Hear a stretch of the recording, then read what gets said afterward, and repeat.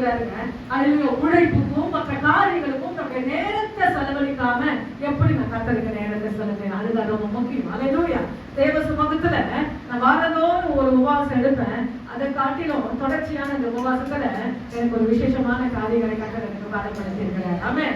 தொடர்ச்சியாக ஆவிக்குரிய பயணத்துல கடந்து போங்க, கர்த்தர் உங்களுக்கு உதவி செய்வார். ஆமென். இந்த எப்தாவை குறித்து நாம் வாசிப்போமானால் 11ஆம் அதிகாரத்துல ஆரம்பம் அற்பமாக இருக்கிறது. எப்படி இருக்குது? ஆரம்பம் அற்பமா இருக்கிறது. ஒரு வசனம் வாசிங்க. யோபு எழுதின புத்தகம் 8ஆம் அதிகாரம் 7ஆம் வசனம் வாசிங்க. யோபு 8ஆம் அதிகாரம் 7ஆம் வசனம்.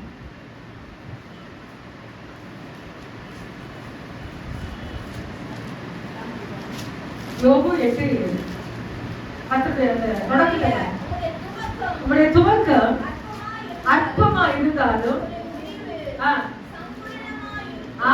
இந்த வசனம் நிறைய பேருக்கு வாக்குத்தத்தமாக எடுத்திருக்கிறோம். இன்னொருத்தர் வாசிங்க. சகரியா 4ஆம் அதிகாரம் 10ஆம் வசனம். பழைய ஏற்பாட்டு முடிவு சகரியா 4ஆம் அதிகாரம் 10ஆம் வசனம் வாசிங்க.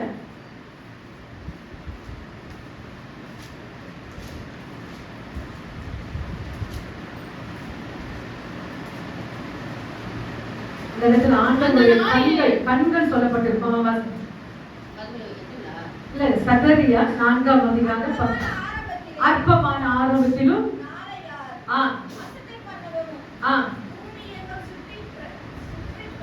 பூமி எங்கும் சுற்றி பிரகாசிக்கிற கர்த்தருடைய 7 கண்கள் செருபாபேலுடைய கையில் இருக்கிற தூக்கு நூலை சந்தோஷமாய் பார்க்கிறது. எத்தனை கண்களா? கர்த்தருடைய 7 கண்கள் பூமி எங்கும் சுற்றி கொண்டிருக்கிறது. மனிதருக்கு மறைக்கலாம், ஊழியக்காருக்கு மறைக்கலாம், யாருக்கும் மறைக்க முடியாது, ஆண்டவருக்கு மறைக்க முடியாது. அல்லேலூயா. மனிதர்களை நாம் ஏமாற்றலாம், அல்லேலூயா. ஊழியர்களை நாம் ஏமாற்றலாம், ஆனா கர்த்தரை என்ன செய்ய முடியாது? ஏமாற்றவே முடியாது. அவருடைய 7 கண்கள் பூமி எங்கும் சுற்றி கொண்டு வருகிறது. அல்லேலூயா. அது எப்படி பார்க்கிறதுனா, செருபாபேலுடைய தூக்கு நூலை சந்தோஷமாய் பார்க்கிறது. அல்லேலூயா. கர்த்தர் அதான் சொன்ன, ஆவிக்குரிய பயணத்துல எவ்வளவுக்கு எவ்வளவு நீங்க வேகமா வரீங்களோ கர்த்தர் நிச்சயமாக உங்க பயணத்துல அவர் பலத்தை கொடுக்கிறவர் மட்டும் இல்ல, அவர் சத்துவத்தை கொடுத்து என்னுடைய லைஃப்ல மற்றவங்களுக்கு எழுப்புதலா இருக்கிறோம், அதை காட்டிலும் எனக்குள்ள ஒரு எழுப்புதல் இருக்கணும். ஆமென். எனக்குள்ள ஒரு எழுப்புதல் என்ன செய்யணும்? உருவாக வேண்டும். இந்த இடத்துல நம்ம வாசிக்கிறோம், அவருடைய அற்பம் ஆரம்பமா இருந்தது. அதே நியாயாதிபதிகள் 11ஆம் அதிகாரம் 1 வசனம் 2ஆம் வசனம் 3ஆம் வசனத்துல அந்த எப்தாவை நிராகரித்தார்கள். என்ன செஞ்சிட்டாங்க? ஒதுக்கி வச்சாங்க. ஏன் இந்த காலத்துல சொன்ன கத்தோலிக்க சபை, நான் கரெக்டா விட்டு எடுத்து நான் ஜாயின் ஆகிறேன். கத்தோலிக்க சபையிலே நாங்க விட்டு கர்த்தருடைய சபையிலே நாங்க நிலைக்க ஆரம்பிக்கும் போது எங்க அத்தைகளை என்ன செய்யலைங்கிற ஃபங்க்ஷன்ல சேர்க்கல. என்ன செய்யல? ஏன் சொல்லுங்க? முண்டமா இருக்கும். நாங்க எப்படி இருக்கோமா? முண்டமா இருக்கும். அதனால எங்க ஒதுக்குனாங்களோ எங்க அங்க தள்ள ஆரம்பிச்சாங்க. கடைசியில பாத்தீங்கன்னாக்கா அவங்களுக்கு எங்க அண்ணன் என்ன செஞ்சாங்க? ஞானஸ்தானம் கொடுக்க எங்க ஆண்டவர் உதவி செஞ்சாங்க. அல்லேலூயா. அவங்க சபையில வந்து ரிக்ஷால வந்து திருவிருந்து எடுக்க உதவி செய்ய, குடும்பத்துல ஒரு நபர் ஆண்டவர் சரியா சொல்லிட்டா போதும். அல்லேலூயா. உங்களுடைய பயணம் சரியா இருக்குமானால், உங்க ஜாதி ஜனம் ரட்சிக்கப்படாத இருந்தா உங்ககிட்ட ஏதோ மிஸ்டேக் இருக்கா இருக்கும். அல்லேலூயா. இன்னைக்கு என்னுடைய பயணம், என்னுடைய வாழ்க்கை சரியா இருக்குமானால், ஏன் கலப்புல ரத்த கலப்பு வந்து என்ன செஞ்சுட்டு இருக்கோம்? கர்த்தர் அப்படியே ஒட்டிக்கணும். இதான் வசனம் சொல்லுது, ஒட்டிக்கணும். நீங்க எப்தாவை என்ன பண்ணிட்டாங்கன்னா நிராகரித்தார்கள், தள்ளி வைத்தார்கள். ஆனா என் ஆண்டவர் என்ன செஞ்சிட்டாரு? அந்த இடத்துல எப்தாவை தூக்கினார். எப்படி சப்ஜெக்டுக்குள்ள நம்ம பார்க்க போறேன். நல்ல மைண்ட நல்ல ஃப்ரெஷ்ஷா வைங்க, வசனத்துல நல்லா வைங்க. ஏன்னா உங்க சில காரியம் நீங்க படிச்சுட்டே போலாம், ஆனா உங்களுக்கு புரியாது. இன்னைக்கு புரியுற மாதிரி ரத்தன சுருக்கமாக உங்களுக்கு நான் சொல்ல ஆரம்பிக்கிறேன். இந்த இடத்துல நிராகரித்த அல்லேலூயா எப்தாவை அங்கீகரித்தார். ஆண்டவர் என்ன செஞ்சிட்டாரு? அங்கீகரித்தார். எங்கெல்லாம் உங்களை நிராகரிக்கிறாங்களோ அங்கெல்லாம் அங்கீகரிப்பு யார் கையில இருக்குன்னா ஆண்டவர் கையில.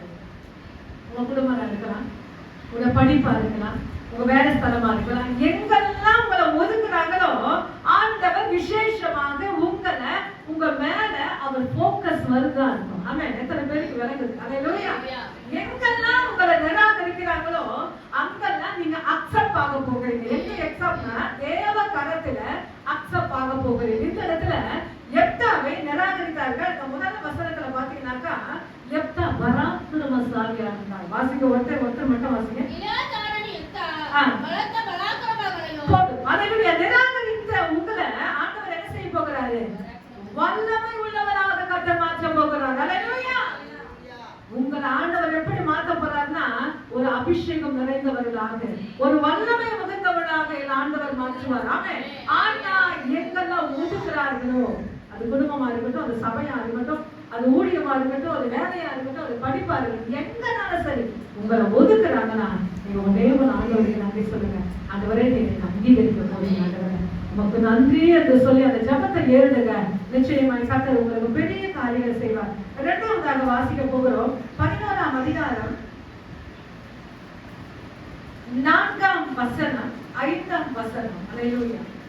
இந்த நாளைக்கு பின்பு ஆமோன் புத்திரர் இஸ்ரவேலின் மேல் யுத்தம் பண்ணினார்கள். அவர்கள் இஸ்ரவேலின் மேல் யுத்தம் பண்ணும்போது மூப்பர் எப்தாவை தோப்பு தேசத்திலிருந்து அழைத்து வரப்போய் எப்தாவை நோக்கி, நீ வந்து நாங்கள் அம்மோன் புத்திரரோடு யுத்தம் பண்ண எங்கள் யோசாபதியாக இருக்க வேண்டும் என்றார். சேனாபதியாக இருக்க வேண்டும் என்றார்கள்.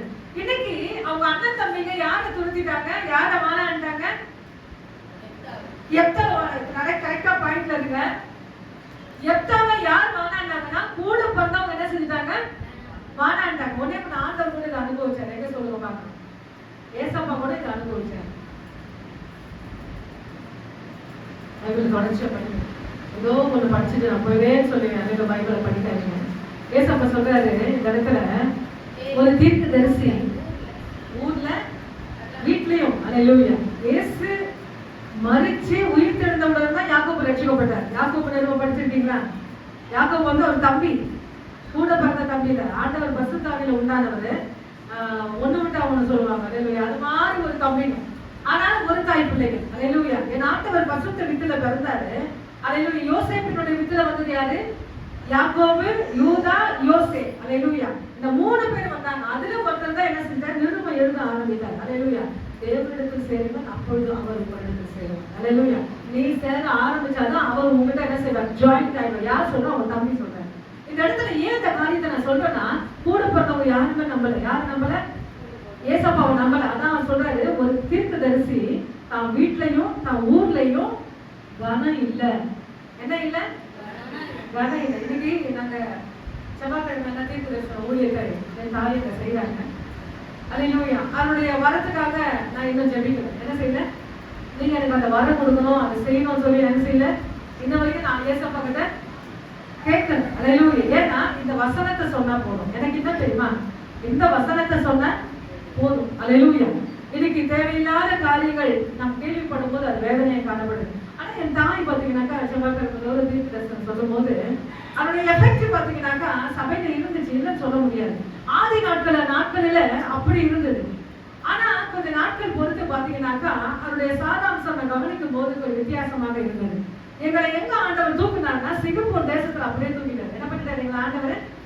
சிங்கப்பூர் தேசத்துல தூக்கிட்டாரு. அப்ப பாக்குறங்க சாப்பிட நேரம் இருக்காது, தூங்க நேரம் இருக்காது, உட்கார நேரம் இருக்காது, ட்ரெஸ் மாத்த நேரம் இருக்காது. ஏன்னாக்கா ஜனங்க அந்த இடத்துல வாசப்படல கரெக்டா நிற்பாங்க. என்ன பண்ணுவாங்க? அது எப்படி நிற்பாங்கன்னா, ரெக்கார்டோட நிற்பாங்க. எப்படி நிற்பாங்க? ரெக்கார்டோட. சின்ன சின்ன போன் அங்கதான் ரொம்ப, ஏன்னா எலக்ட்ரானிக் பொருள் பாத்தீங்கன்னாக்கா சிங்கப்பூர்ல தான் ஃபேமஸ். நம்ம இடத்துல எல்லாம் டூப்ளிகேட். அந்த அங்க இடத்துல பாத்தீங்கன்னாக்கா இது கூட நான் என்ன பாத்தீங்கன்னாக்கா சிங்கப்பூர்ல தான் வாங்கினேன். ஊழியத்துக்காக என்ன செஞ்சோம்? சிங்கப்பூர்ல இந்த மைக் வாங்கலாம். இந்த வரைக்கும் ப்ராப்ளமே இல்லை. ஏன்னா எலக்ட்ரானிக்ல 100க்கு 100 பாத்தீங்கன்னாக்கா அந்த இடத்துல பாத்தீங்கன்னாக்கா ஏமாற்ற மாட்டாங்க. ரொம்ப பொருள் எல்லாம் பர்ஃபெக்டா இருக்கும். இன்னைக்கு அந்த இடத்துல ஆண்டவர் எங்களை தூக்கி அங்க கொண்டு போனதுனால அதனுடைய எஃபெக்ட் நான் பாக்குறேன். ஜனங்க என்ன செய்யணும்னா எங்களை விட முடியல. 1 மாசம் தான் டிராவல் விசா. எத்தனை மாசம்? 1 மாசம் தான். அதுக்கு மேல அங்க இருக்க நமக்கு அங்கீகாரம் இல்லை. ஆனா அந்த 1 மாசம் பாத்தீங்கன்னாக்கா தூங்க முடியாது, சாப்பிட முடியாது, ஒண்ணுமே செய்ய முடியாது. ஆனா அந்த இடத்துல பாத்தீங்கன்னாக்கா செய்வினைகளும் மந்திரங்களும் அதிகம். ஜனங்களுக்கு என்ன உண்டு? செய்வினைகளும் மந்திரங்களும் அதிகம். அந்த மந்திர நாங்க இறங்கிட்டாலுமே சரி, எனக்கு விசேஷமான ஒரு அபிஷேகத்தை ஆண்டவர் கொடுக்கிறார். அல்லேலூயா. என் சகோதரி, என் தாய் 3 பேரும் 10 வருஷம் போயிருக்கிறோம். சும்மா சொல்லல, உண்மையா சொல்றேன். அந்த மண்ணை இறங்கிட்ட உடனே ஒரு விசேஷமான ஒரு வல்லமை, ஒரு விசேஷமான அபிஷேகத்தை நம்ம பார்ப்போம். சும்மா தூங்குவோம். ஆண்டவர் சில காரியங்களை சில குடும்பத்தில் இருக்கிற வலு செல்வங்களை காட்ட ஆண்டவர் உதவி செஞ்சார். உடனே அந்த காரியங்களுக்கு கட்டி நாங்கள் ஜெபிக்கும் போது ஆண்டவர் விடுதலை கொடு. ஏன்னா வாஞ்சையோடு அவர்கள் என்ன செய்யறாங்கன்னா அந்த ரெக்கார்டை கொண்டு வராங்க. அப்ப நான் உடனே சொன்னேன், அம்மா இந்த எஃபெக்ட் அங்க பாத்துருப்பீங்களா? என்ன சொன்னேன், இந்த எஃபெக்ட் நம்ம சபையில நீங்க பார்த்திருக்கீங்களா? ஏன் சொல்றேன், ஆண்டவர் சொல்றாரு, ஒரு தீர்க்கதரிசி தன் ஊரிலும் தன் எல்லையிலும் என்ன இல்லையா கனம் இல்ல. அல்லேலூயா. தூக்கி ஆண்டவர் ஒரு இடத்துல விசிறி போட்டார்னா அந்த எஃபெக்ட் பாத்தீங்கன்னா அந்நிய கண்கள் அல்ல, என் சொந்த கண்கள் பார்க்கணும். அல்லேலூயா. நிறைய ஊழியர்களுடைய அனுபவங்கள் உண்டுங்க. அவங்களுக்கு அந்த டேஸ்ட், அந்த ஊழியக்காரனுடைய டேஸ்ட் அந்த சபைக்கு புரியாது, விளக்காது. அல்லேலூயா. ஆனா ஒரு நேரம் காலம் கர்த்தர் வச்சிருக்கிறார். ஆமென். கர்த்தர் கொண்டு போகும்போது கர்த்தர் அப்படியாக உங்களை கொண்டு ஆண்டவர் வல்லமையான காரியங்களை செய்வார். அல்லேலூயா. நீங்க அநேக சபைகள் அப்படிதான் இருக்கிறது. அந்த ஊழியர்களுடைய அருமை யாருக்கு தெரியும்னா சபைக்கு விளக்கல், சபைக்கு புரியல. அல்லேலூயா. அதை நிச்சயமாய் விளக்கிக் கொள்வோம். ஆனால் கர்த்தர் நம்மை ஆசீர்வதிப்பார். அவங்க அண்ணன் தம்பிங்க என்ன செஞ்சுட்டாங்கன்னா துரத்தி விடுகிறார்கள். எங்க துரத்தி விடுறாங்க? தன் கூடாரத்தை விட்டு யாரை துரத்துறாங்க? எப்தாவை துரத்துறாங்க. ஆனா ஏசப்பா விட்டாரு. அவரு வசனத்தை நல்லா வாசிங்க. அவங்க அண்ணன் தம்பிகளை விட்டு அவர் தூரமாய் கடந்து போனார். என் ஆண்டவரை விட்டு அவர் தூரமாய் கடந்து போனார். அல்லேலூயா. ஆண்டவரை பார்த்து கேள்வி கேட்கல, ஏன் ஆண்டவரே அண்ணன் தம்பிகளா? ஏன்னா அண்ணன் தம்பிகளா வீணரான மனுஷன். 3 வசனம் சொல்லுது, அவங்க எல்லாம் யாருன்னா வீணரான மனுஷன். வீணரான மனுஷன் யாருன்னா ஒருத்தர் சொல்லுங்க, ஒண்ணுக்குமே பிரோஜனம் இல்லை. அதுக்கு என்ன சொல்றாங்க? ஷார்ட்டா ஸ்வீட்டான்னு சொல்லுவீங்க. என்ன சொல்றாங்க? வீணா போனவன். வீணா போனவன் வந்திருக்கிறான்னு சொல்லுவாங்க. வீட்டுல என்ன சொல்லுவாங்க? வீணா ஒண்ணுமே பிரோஜனம் இல்லை. அப்படி வீணரான 3 வசனம் வீட்டுல போய் வாசித்து பாருங்க. வீணரான மனுஷர் அவனை கொண்டு போனார்கள், அவங்களோடு யுத்தத்துக்கு போனார்கள். ஆனா எப்தாவை குறிச்சு வீணான மனுஷன் சொல்லல. விசுவாச பட்டியல்ல சாலமன் பேர் இல்ல. யார் பேர் இல்ல? எப்தா பேர். வீட்டுல போய் படிச்சுக்கோங்க. விசுவாச பட்டியல் எபிரேயர் 11ஆம் அதிகாரத்துல விசுவாச பட்டியல்ல இந்த எப்தாவுடைய பேரு ஒரே ஒரு மட்டும் வாசிக்கிறேன். ரொம்ப முக்கியம். எபிரேயர் 11ஆம் அதிகாரத்துல 32 வாசிங்க.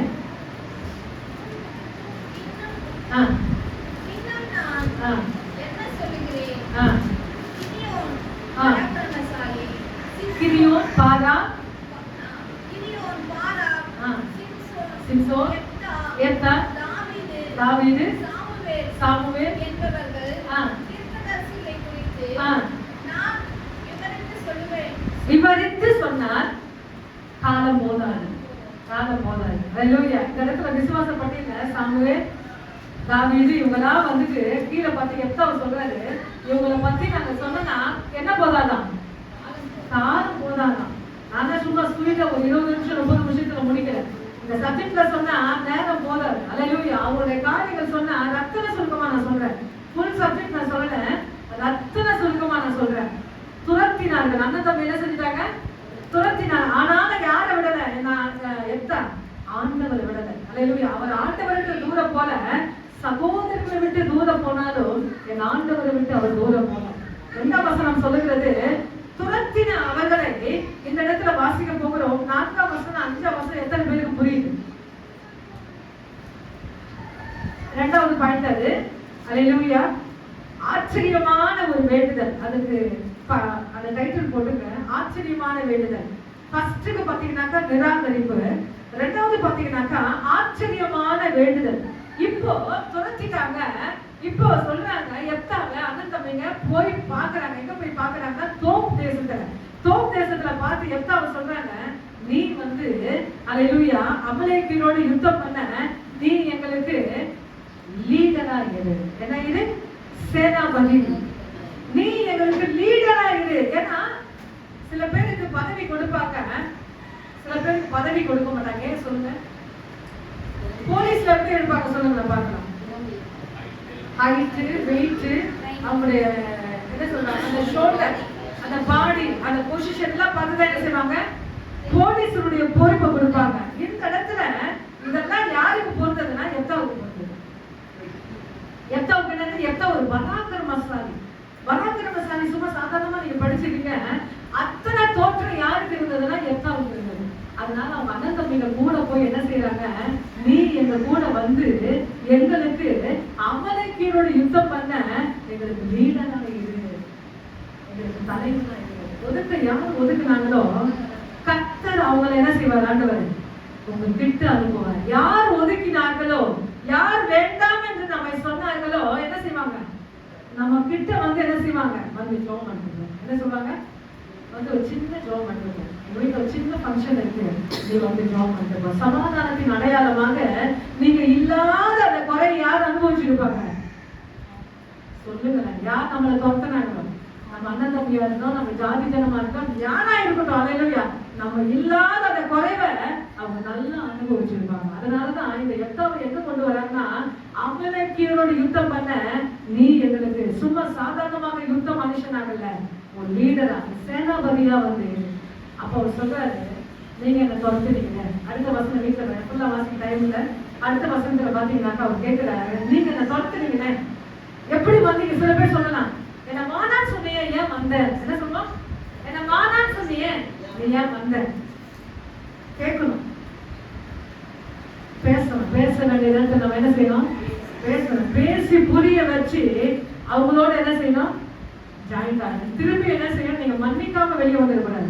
பேசணும், பேசி அவங்களை புரிய வச்சு அவர்களோட நம்ம என்ன செய்யணும், ஜாயின் ஆகணும். அல்லேலூயா, பிரைஸ் தி லார்ட். ஆண்டவர் சொல்றாரு, இந்த காணிக்கை செலுத்தும் போது இந்த காணிக்கை நான் பார்க்கல, முதலாவது சகோதரனோட என்ன செய்யணும், ஒப்புரவாகி வந்து இந்த காணிக்கை செலுத்துங்க.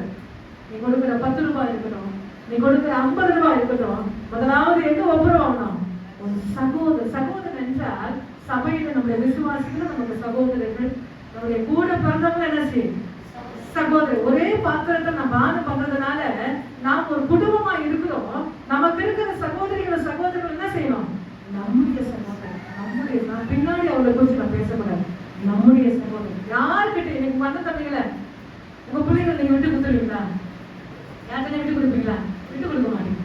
அதே மாதிரிதான் சபை. ஒருத்தரை பத்தி பேசுறானா நிச்சயமாக என்ன செய்யணும், அவளை பத்தி பேசுறது, அவன் என் சகோதரன், என் சகோதரி, நாங்க ஒரே பாத்திரத்துல பானம் பண்றோம், அவளை குறித்து பேசுறாங்க. அல்லேலூயா. இன்னைக்கு இல்ல, கர்த்தர் நிச்சயமாக ஒரே குடும்பமாய் கர்த்தர் நம்ம இருந்து அவர் வல்லமையுள்ள தேவனாக இருக்கிறார். அல்லேலூயா. இந்த இடத்துல துரத்தினார்கள், நிராகரித்தார்கள். இரண்டாவது ஆச்சரியமான வேண்டுதல். என்ன வேண்டுதல்னா, இந்த இடத்துல அவங்க சொல்றாங்க, நீ எங்களுக்கு சேனாபதியா இரு, நீ எங்களுக்கு ஒரு பராக்கிரமசாலிதான், நீ எங்களுக்கு ஒரு தலைவனா இரு. நிச்சயமாக உங்க ஆபீஸா இருக்கட்டும், உங்க வேலையா இருக்கட்டும், உங்களை ஒதுக்கிட்டாங்கன்னா நிச்சயமா கர்த்தர் என்ன செய்வார், உங்களை அதே இடத்துல கொண்டு போவாரு. ஆனா அதே லெவல்ல வைக்க மாட்டாரு, கொஞ்சம் மேல லெவல்ல வைப்பாரு. அப்படிதாங்க நம்ம ஆகலாம். ஆமென். அதிகாரத்திலையும் சரி, எல்லா காரியத்திலும் சரி, அந்த போஸ்ட் எப்படி வைப்பார்னா மேலான காரியத்துல. இன்னைக்கு ஒரு வசனம் உண்டு, 1 பேதுரு 5:6 வாசிங்க. 1 பேதுரு 5:6.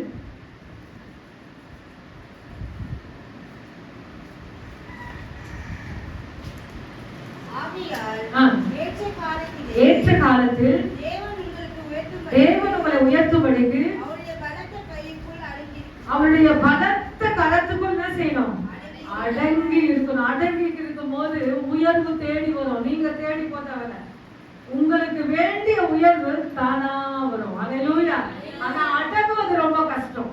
இல்ல சிஸ்டர், நான் யாருக்குமே அடங்க மாட்டேன், என்னுடைய போக்கே தனி வழி அப்படி சொல்லிட்டீங்கன்னா நிச்சயமா உங்களை வச்சு ஆண்டவர் தான் செய்ய முடியாது, ஒண்ணுமே அல்லேலூயா பிரயோஜனமாய் படுத்த முடியாது.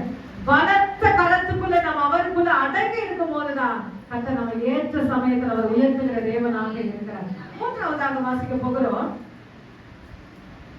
நியாயாதிபதிகள் 11:9 வசனம் ஒருத்தர் வாசிங்க. 10 வசனம் ஒருத்தர் வாசிங்க. நீங்கள் என்னை திரும்பியும் அழைத்து போன பின்பு கர்த்தர் அவர்களை என் முன்னிலைமையாக ஒப்பு கொடுத்தார். என்னை உங்களுக்கும் தலைவனாக வேப்பீரராக என்னை கிளியாத்து மூப்பரை கேட்டார். நாங்கள் வார்த்தையின் வழியில் செய்யவிட்டால் கர்த்தர் நமக்கு நடுநிலை கேட்பாராக. அடுத்த வசனம் வாசிங்க. அப்போது யோயாத்துக்கு கிளியாத் இஸ்ராயேல் மூப்பருடனே போன பின்பு ஜனங்கள் அவனை தங்கள் தலைவனுக்கும் ஜனாதிபதியாகவும் வைத்தார்கள். யோயாத்துக்கு தன் காரியங்களையும் மிஸ்பாவில் கர்த்தருடைய சந்நிதியில் சொன்னான்.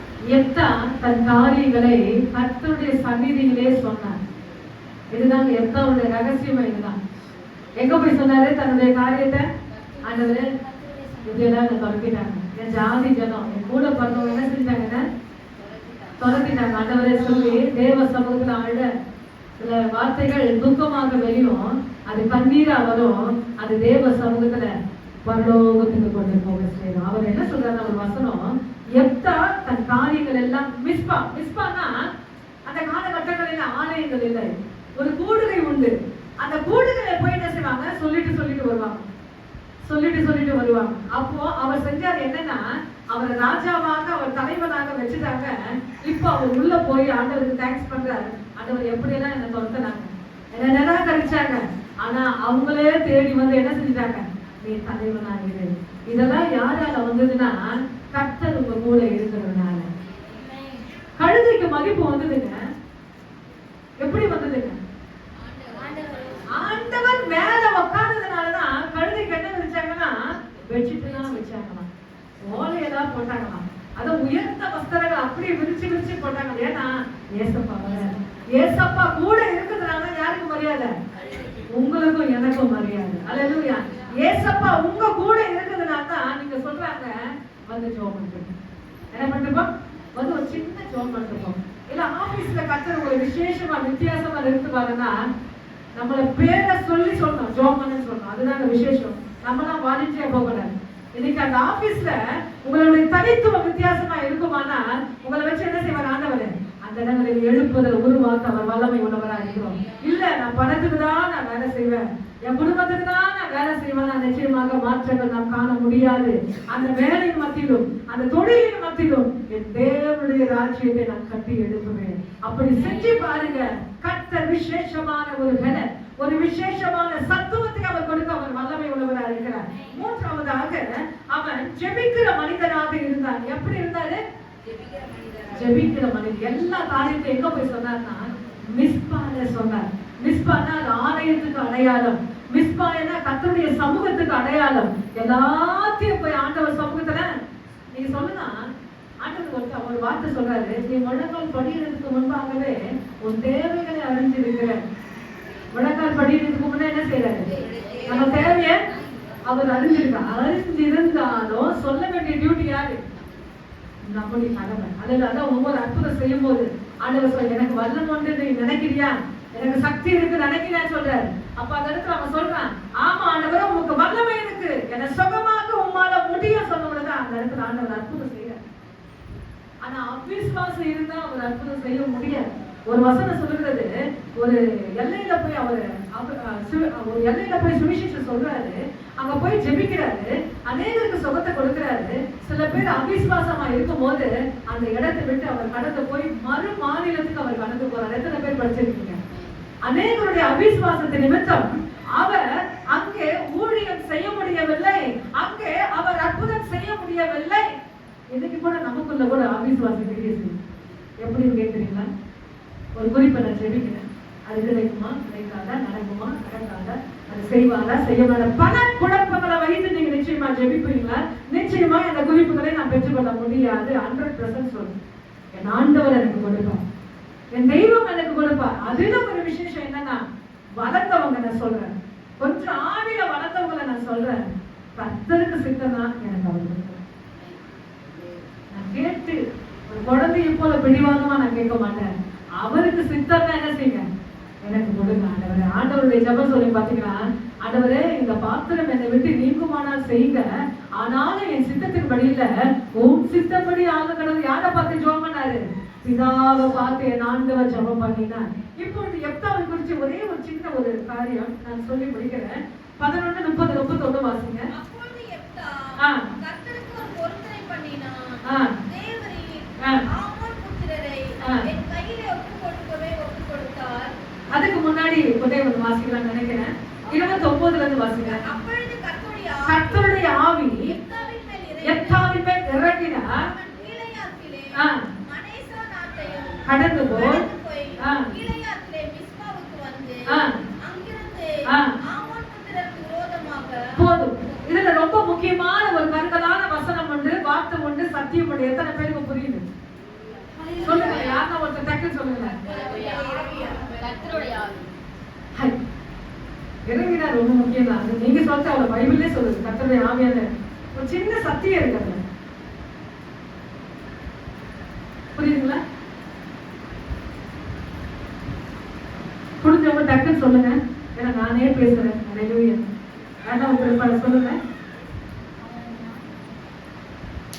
அவருடைய சமூகத்தில் அநேசா நாட்டை கடந்து சமூகம் கொஞ்சம் கிட்ட வரணும். மிஸ்பாவுக்கு வந்தார். மிஸ்பாவுக்கு வந்து அம்மோன் புத்திரருக்கு விரோதமா போனார். எத்தனை பேருக்கு புரியுது? நான் சொல்லிட்டேன், மிஸ்பான்னா கர்த்தருடைய ஆலயம் சொல்லிட்டேன். அங்க இருந்து எங்க போறாருன்னா யுத்தத்துக்கு போறாரு. வீட்டுல இருந்து அவர் யுத்தத்துக்கு போறாரு. நல்லா பைபிள் படிச்சு பாருங்க. அதுதான் ரொம்ப முக்கியமான ஒரு வார்த்தை சொன்னார். ஹல்லேலூயா. அவர் ஆவியானவர் இறங்கிட்டாரு. இறங்கிட்ட கூட அதே நினைவோட அதே எஃபெக்டோட எங்க போறாருன்னா கர்த்தருடைய சன்னிதானத்துக்கு போறாரு. நிறைய பேருக்கு புரியல. அதான் என்கிட்ட போன் பண்ணாம தான் சொன்னேன், ஆலயத்துல போய் ஆண்டவருக்கு நன்றி சொல்லுங்க, ஆலயத்துல போய் ஜெபம் பண்ணிட்டு போங்கன்னு சொல்லுங்க. எத்தனையோ பேருக்கு ஹல்லேலூயா. இங்க மட்டும் இல்லைங்க, அங்க கூட நான் சொல்லியிருக்கேன். ஹல்லேலூயா. இன்னைக்கு சில பேருக்கு அந்த ரகசியம் புரியல. இன்னைக்கு எப்தாவுக்கு ஆவியானவர் இறங்கிட்டாரு. இப்ப அவன் யுத்தத்துக்கு போனா ஸ்ட்ரைட்டா அவன் வீட்டுல இருந்து யுத்தத்துக்கு போல எங்க போறானா மிஸ்பாவிலிருந்து அம்மோன் புத்திரருக்கு விரோதமாய் அவன் கடந்து போகிறான். ஹல்லேலூயா. வெற்றியின் ரகசியம் புரியுது. ஆண்டவர்கிட்ட எப்படின்னா ஆசீர்வாதத்தை வாங்கணும்னு சொல்லி நல்லா யோசிங்க. இதெல்லாம் யோசிக்கிறோம். இதை வாங்கி அதை போடலாமா, அந்த புள்ள கொடுக்குற பணத்தை இப்படி வாங்கி இப்படி செய்யலாமா, அப்படி வாங்கி இப்படி எதெல்லாம் என்னென்னமோ கணக்கு போடுறோம்ல. இந்த கணக்கை தேவ சமூகத்துல போடணும். இன்னைக்கு நான் எப்படி செஞ்சா சரியா இருக்கும்? அவருடைய ஆலயத்துல போய் எல்லாவற்றையும் சொல்லி நான் கடந்து போவேன். நான் நிச்சயமாய் கர்த்தர் என்னை ஆசீர்வதிப்பார். ஆமென். அடுத்த வாசிங்க 30 11 ஒரு பொருத்தனை பண்ணி தேவனே அம்மோன் புத்திரரோ என் கையிலே ஒப்பு கொடுத்தார். நான் அம்மோன் புத்திரர் இடத்தில் இருந்து சமாதானத்துடனே திரும்பி வரும்பொழுது என் வீட்டிலே வாசற்படியில் இருந்து எனக்கும் எதிர்கொண்டு வருவது எதுவோ அது கர்த்தருக்கு உரியதாகும். அதை சர்வ தகன பலியாக செலுத்துவேன் என்றார். துண்டு துண்டாக வெட்டி என் ஆண்டவருக்கு கொடுப்பேன். கரடுமுரடான ஒரு பொருத்தனை இது யாருமே செலுத்த முடியாது. ஆனா எப்தா செலுத்துற. சில பேர் சொல்றாங்க இந்த பொருத்தனையை முட்டாள்தனமான பொருத்தனை என்று சொல்லுகிறார்கள். அதான் சொல்றேன், உன் விசுவாசம் கேலி செய்யும் போது, உன் பொருத்தனைகள் கேலி செய்யும் போது என் ஆண்டவர் என்ன செய்யறாரு? அது மனிதர்கள் நிராகரிக்கலாம், கேலி செய்யலாம், என் ஆண்டவர் அதை அங்கீகரிக்கிறார். ஹல்லேலூயா. இந்த இடத்துல அவர் சொல்றாரு, நான் போயிட்டு யுத்தத்துக்கு நான் வந்துட்டேன்னா வீட்டுல இருந்து கொண்ட மனைவி வரலாங்க, மிருகம் வரலாம், பொண்ணு வரலாம், பிள்ளைங்க வரலாம், எல்லாமே வரலாம். ஆனா அவர் கரடு முரடான ஒரு வைராக்கியமான பொருத்தனை சொல்லிட்டாரு. என்னன்னா என் வீட்டுல இருந்து எது வருதோ கர்த்தருக்கு. பொண்ணு டான்ஸ் ஆடிட்டே வரலாம். என்ன பண்ணிட்டா? பொண்ணு டான்ஸ் ஆடிட்டே வர. அதான் அவர் சொல்லிட்டார், சர்வாங்க தகன வழினா துண்டு துண்டாக தேவனுக்கு ஒப்புக்கொடுங்க. ஆனால் அவர் மனம் மாறவில்லைங்க. அதுதான் ரொம்ப முக்கியம். இன்னைக்கு அநேக சரித்திரம் சொல்லுகிறது, அவர் மனம் மாறவில்லை. ஹல்லேலூயா. இன்னைக்கு அப்படிப்பட்ட ஒரு லெவல்ல நான் இருக்கிறேன்னா அப்படிப்பட்ட லெவல்ல நான் இல்லை. பிள்ளைகளுக்கு அடிமையா இருக்கிறேன், கணவனுக்கு அடிமையா இருக்கு, நல்லது. ஆனா கர்த்தருடைய பாதையில என்ன சொல்லுகிறோமோ அது ரொம்ப முக்கியம். என்ன பொருத்தனை நம்ம சொல்றோமோ, பொருத்தின ஜெபங்களுக்கு ரொம்ப பவருங்க. சும்மா சாதாரணமா நீங்க ஜெபிக்கிறத காட்டிலும் ஒருத்தர் பண்ண பொருத்தனை பண்ணலாம். என்னன்னா சரீரம் முழுசும் வியாதியா இருக்கா. நல்லா கவனமா கேளுங்க. நடந்த ஒரு காரியம், சரீரம் முழுவதும் அவருக்கு சொரியாஸ், ஒரு வேதனை, பயங்கரமான வேதனை, சொரியாஸ்ல அவர் கஷ்டப்பட்டுட்டாரா. அப்ப அவர் சொன்னாரா, ஆண்டவரே நீங்க நமக்கு சுகம் கொடுத்தீங்கன்னா என் தேசத்துக்காக நான் 3 மணி நேரம் ஜெபம் பண்ணுவேன். என்ன சொல்றாரு? நீங்க எனக்கு சுகம் கொடுத்தீங்கன்னா ஒரு நாளைக்கு நான் 3 மணி நேரம் எதுக்கு ஜெபம் பண்ணுவேன்? என் குடும்பத்துக்கு, என் காரியத்துக்கு நான் அதுக்கெல்லாம் ஜெபம் பண்ண மாட்டேன். வெறுமனமே தேசத்துக்கு மட்டும் ஜெபம் பண்ணுவேன். ஆண்டவர் விடலைங்க. உடனே அட்டன் டைம் அந்த சகோதரருக்கு ஆண்டவர் சுகத்தை கொடுத்தாரு. இன்னைக்கு வரைக்கும் தேசத்துக்காக 3 மணி நேரம் ஜெபிக்கிறார். ரொம்ப முக்கியம். பொருத்தனை ரொம்ப முக்கியம். அதை நிறைவேற்றாமல் போனால் நிச்சயமா ஆபத்துகள் அதிகமாக வரும். வாய் தவறி சொல்லிட்டேனே, மனம் பதறி நான் சொல்லிட்டேனே சொல்லி ஒருத்தர் நிராகரிக்காதீங்க. ஆண்டவருக்கு ஒரு பொருத்தனை பண்ணி இருந்தார், நிச்சயமாய் அதை தாமதம் இல்லாமல் நிறைவேற்றும் போதுதான் கர்த்தர் மேலுமாக கர்த்தர் நம்மை வளர செய்கிறவராக இருக்கிறார். அல்லேலூயா. இந்த இடத்துல பொருத்தனை ஜெபத்துக்கு பவர். ஆனா அதே விதத்துல என்ன பொருத்தனை செய்யணும் ரொம்ப முக்கியம். இன்னொருத்தர் சொன்னாரா, ஆண்டவரே எனக்கு இந்த காரியம் செஞ்சீங்கன்னா சபையில நான் ஒரு 10 பைபிள் கொடுப்பேன். என்ன சொல்றாரு அவரு? அது பைபிள் வாங்க முடியாதவங்களுக்கு என்ன செய்வேன், 10 பைபிளை ஊழியக்காரர்கிட்ட போய் கொடுத்தாராம். அவர் என்ன சொன்னார்னா, மாதத்துல 10 பைபிள் நான் உங்ககிட்ட கொடுப்பேன், நீங்க என்ன செய்யணும், எல்லாருமே இல்லை, யாருக்கெல்லாம் வாங்க முடியாத ஸ்டேஜில் இருக்க கஷ்டப்படுறாங்களோ அவங்களுக்கு இந்த பைபிளை கொடுங்க. அது மாசத்துல எத்தனை பைபிள் தரும்? 10 பைபிள். அவர் ஒரு பொருத்தனை பண்ணி ஜோம் பண்ணாரா, ஆண்டவர் உடனே கொடுத்தாரு. ஆனா இன்னைக்கு வரைக்கும் ஆலயத்துல போய் எத்தனை பைபிள் வைக்கிறாரா? 10 பைபிள் வைக்கிறாரு. ரொம்ப முக்கியம் அதை நிறைவேற்றுங்க, அதுதான் ரொம்ப முக்கியம். இன்னைக்கு ஆண்டவர் சமூகத்தை நான் என்ன வாய் தவறி சொன்னேன், வாய் தவறி சொல்லிட்டு என்ன வருத்தப்படாதீங்க. அதை நிறைவேற்ற ஆண்டவர்கிட்ட பலத்தை கேளுங்க, அதை நிறைவேற்ற ஆண்டவர்கிட்ட கிருபையை கேளுங்க, கர்த்தர் நிச்சயமாய் நிறைவேற்றுவார். அல்லேலூயா. தொடர்ச்சியாக வாசிங்க. அவன் அவர்களை ஆர்வமாக ஆமோன் புத்திரரிடத்தில் இருந்து சமாதானத்தோடு திரும்பி வரும்போது வீட்டு வாசல்களில் இருந்து எனக்கு எதிர்கொண்டு வருவது எதுவோ அது கர்த்தருக்கு உரியதாகும், அதை சர்வாங்க தகனபலியாக செலுத்த வேண்டும் என்றார். யாக்கா ஆமோன் புத்திரன் மேல் யுத்தம் பண்ண அவர்களுக்கு விரோதமாக புறப்பட்டு போனான். கர்த்தர் அவர்களை அவன் கையில் ஒப்பு கொடுத்தார். அவன் அவர்களை விழித்திற்கு போகும் மட்டும் ராஜதோட்டத்திற்கு நிலவுகள் வரை மகா சங்காரமாய் முறியடித்து 20 பட்டணங்களை பிடித்தான். இப்படி இஸ்ரவேல் புத்திரருக்கு முன்பாக தாழ்த்தப்பட்டார்கள். அடுத்த வசனம் எப்தான் இருக்கிற தன் வீட்டுக்கு வருகிறது. இதுல ஒரு சத்தியம் இருக்கு. என்னன்னா, இப்ப நான் ஃபர்ஸ்ட் சாதாரணமா சொல்லிட்டேன். இப்பொழுது எப்தா எங்க போற சொல்லுங்க, ஜெயிச்சுட்டாருங்க. யுத்தத்துல எத்தனையோ பட்டணங்கள், 20 பட்டணங்களை அவர் வின் பண்ணிட்டாரு. இப்ப எங்க போறாரு? மிஸ்பா வீட்டுக்கு போறாரு. மிஸ்பாவுக்கு போய் ஆண்டவருக்கு நன்றி செலுத்திட்டு வீட்டுக்கு போறாரு. வாசிங்க. இதோ அவன் குமாரத்தி தம்புரு வாசித்து நடனம் செய்து அவனுக்கு எதிர்கொண்டு வந்தார். அவன் அவனுக்கு ஒரு பிள்ளையானவள், ஒரே பிள்ளையானவள், அவனே இல்லாமல் அவனுக்கு குமாரனும் இல்லை குமாரத்தியும் இல்லை. போதும், ஒரே பிள்ளை, ஒரே பொண்ணு. வாயை திறந்து சொல்லிட்டாரு. ஆனா ஒரே பொண்ணு எப்படி வருதுன்னா, டான்ஸ் பண்ணிட்டு வராங்க, டேம்பரிங் வாசிட்டு டான்ஸ் பண்ணிட்டு வராங்க. எப்படி இருக்கும் தகப்பனுடைய உள்ளம். ஆனாலும் அந்த பொருத்தனையில் அவர் சரியா இருந்தார். கர்த்தர் நிச்சயமாக நமக்கு திரும்பி கொடுத்தாங்க. எல்லாரும் முழங்கால் பண்ணிட்டு தேவ சமூகத்துல நாம் ஜெபம் பண்ணுவோம். அல்லேலூயா. எல்லாரும் முழங்கால் எடுத்தா ஆரம்பம் ரொம்ப அற்பமாக இருந்தது. எப்தாவுடைய ஆரம்பம் ஸ்டார்டிங்ல ரொம்ப அற்பமா இருந்தது. அவனை துரத்தினார்கள், சகோதரர்கள் அவனை துரத்தினார்கள். வேதம் சொல்லுகிறது, துவக்கம் அற்பமா இருந்தாலும் முடிவு ஆசீர்வாதமா இருந்தால். உங்க துவக்கம் வித்தியாசமா இருந்தா, வியாபாரத்திலும் தொழிலிலும் வருமானத்திலும் உங்க குடும்பத்திலும் ஆலயத்துல மற்ற எல்லா காரியங்களுடைய துவக்கம் அற்பமா இருந்தாலும் முடிவு சம்பூர்ணமா இருக்கும்.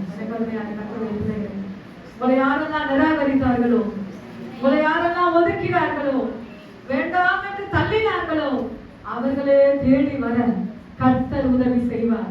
ஆனா ஒன்னே ஒண்ணு, மிஸ்பாவிலே போய் நம்முடைய காரியங்களை சொல்லும் போது, மிஸ்பாவை நாம் சந்திக்கும் போது கர்த்தர் தேடி வர கர்த்தர் உதவி செய்கிறார். அல்லேலூயா. மிஸ்பா மிஸ்பா மிஸ்பா சொல்லி அந்த 11ஆம் அதிகாரத்தில் அதிகமாக நாம் படிக்கிறோம். யுத்தத்துக்கு போகும்போது மிஸ்பா, அல்லேலூயா. வெற்றியோடு திரும்பி வரும்போது மிஸ்பா, அல்லேலூயா. தலைவன் என்ற போஸ்ட் கொடுக்கும் போது மிஸ்பா, அல்லேலூயா. எத்தனை முறைங்க, அல்லேலூயா. எப்படி, அல்லேலூயா, நான் எப்படி இருக்கிறேன் ரொம்ப முக்கியம். ஆவிக்குரிய பாதையில என் ஆண்டவருடைய காரியங்கள் மத்தியில, எனக்கு ஆண்டவர் கொடுக்கிற ஒவ்வொரு காரியங்கள் மத்தியில நான் எப்படி காணப்படுகிறேன். அல்லேலூயா. ஆலயத்தோடு, சபையோடு, ஆராதனைகளோடு, என்னை தனிப்பட்ட காரியங்களோடு நான் எப்படி இருக்கிறேன். மிஸ்பாவிலே தன் இருதயத்தில் இருக்கிற எல்லாவற்றையும் அவன் சொன்னான். மிஸ்பாவிலே தன் இருதயத்தில் இருக்கிற எல்லா தன் காரியங்களை மிஸ்பாவிலே சொன்னான். யாருக்கே சொன்னாங்க? தன்னுடைய